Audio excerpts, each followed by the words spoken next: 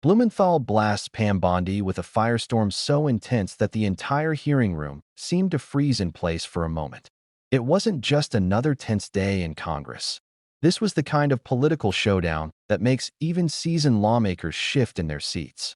And the first 30 seconds made it clear, whatever was happening inside that chamber wasn't normal.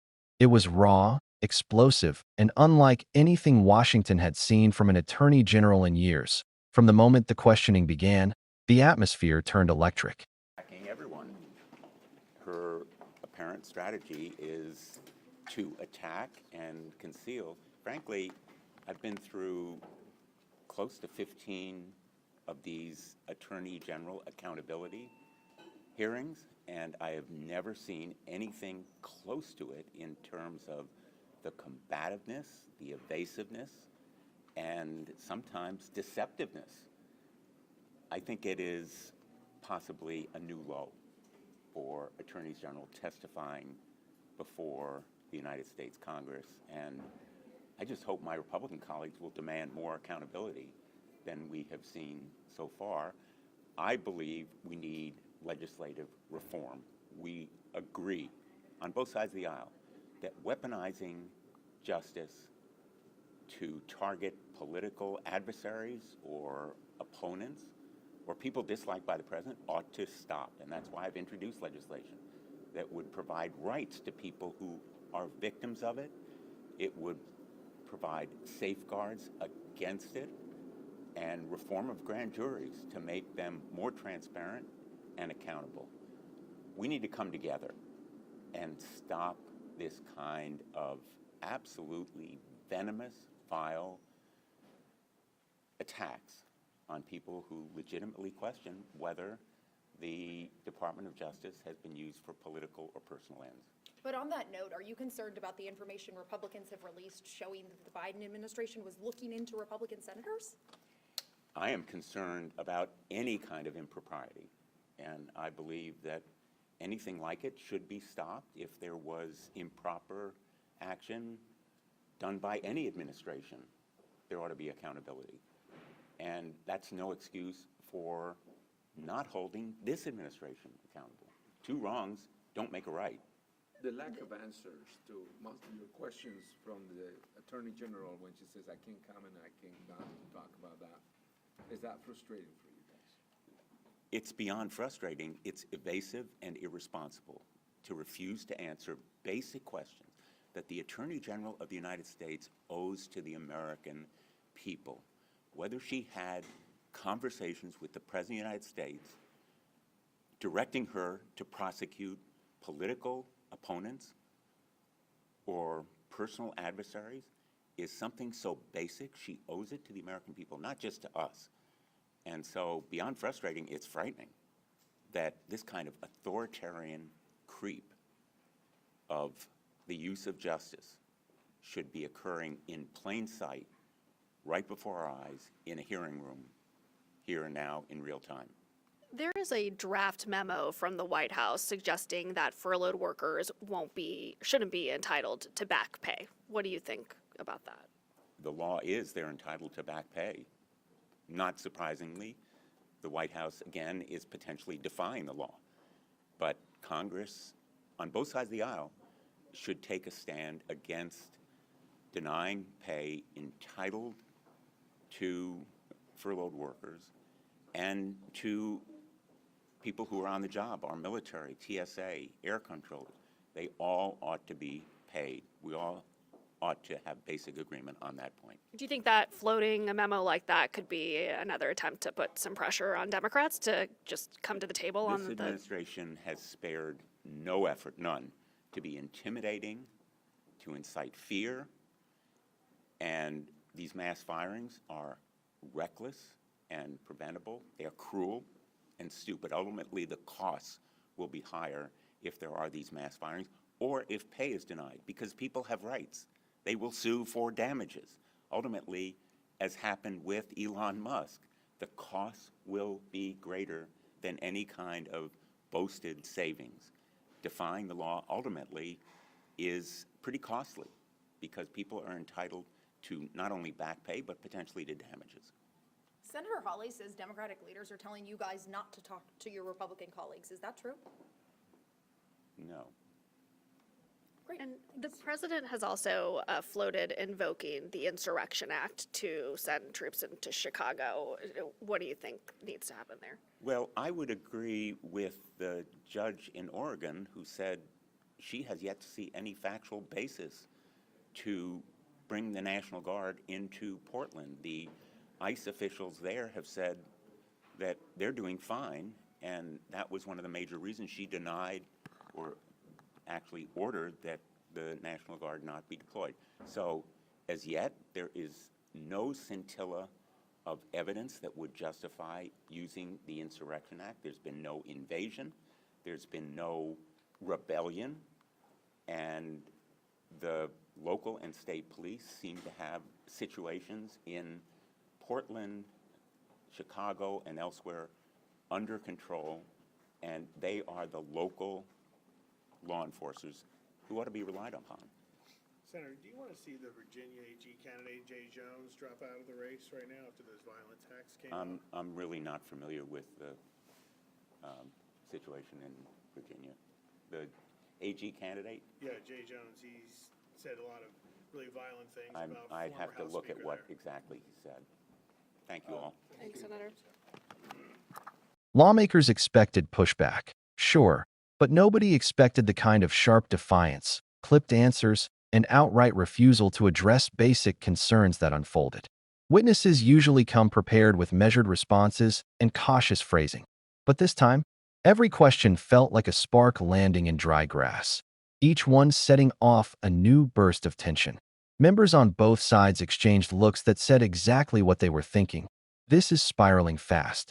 And as the minutes rolled on, it became unmistakably clear that Senator Blumenthal was beyond fed up, pushing past frustration into something closer to alarm. The hearing itself had started like any other oversight session, but within minutes, the tone shifted. The senator described it as one of the most combative sessions he'd ever witnessed, and this is someone who has sat through nearly 15 of these accountability hearings. That kind of statement doesn't come lightly. What he saw wasn't just resistance. It was a pattern, attacks instead of answers, deflection instead of clarity. Every time a straightforward question was raised, it was met with another evasive dodge or an abrupt pivot. And while officials sometimes try to stay within their lane, this felt different. This felt intentional. There were murmurs throughout the room as senators looked to one another, silently asking the same thing. Why won't she answer any of this? But the most unsettling part came when the conversation shifted to something far more serious than tone or attitude. Questions about whether the Department of Justice had been wielded for political purposes. The senator's warning carried weight. Both parties agree that weaponizing justice to punish rivals is dangerous, destructive, and corrosive to democracy.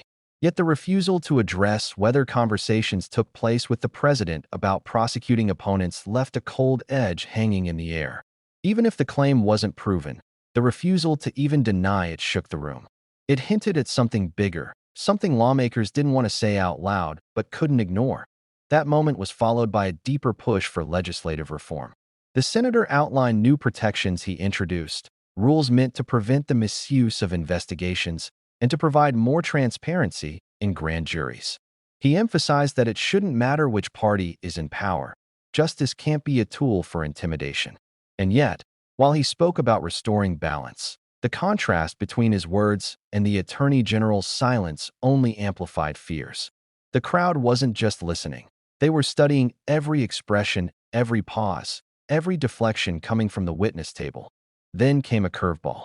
A question was raised about information recently released by Republicans suggesting that the administration had been looking into GOP senators. The senator didn't waver. He condemned any impropriety, no matter who did it. The key point he drove home was simple. One wrongdoing doesn't cancel out another.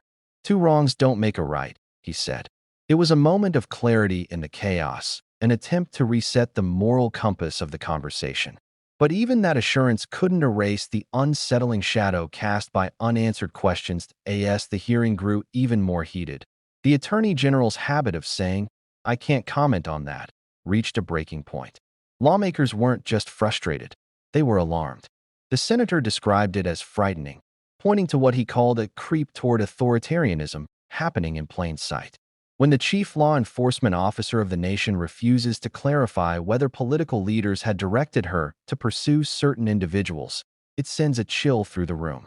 Not because of what she said, but because of what she refused to say. Then the topic shifted yet again to another explosive issue.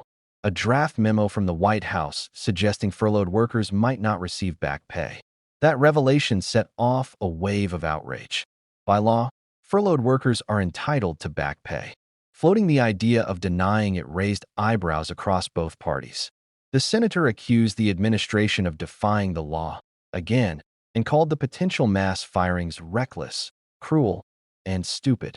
He warned that lawsuits could follow, just as they had in other high-profile cases, potentially costing far more than whatever the administration thought it might save. And when he mentioned comparisons to situations involving massive corporate layoffs, the tension in the room spiked again. But the intensity didn't stop there.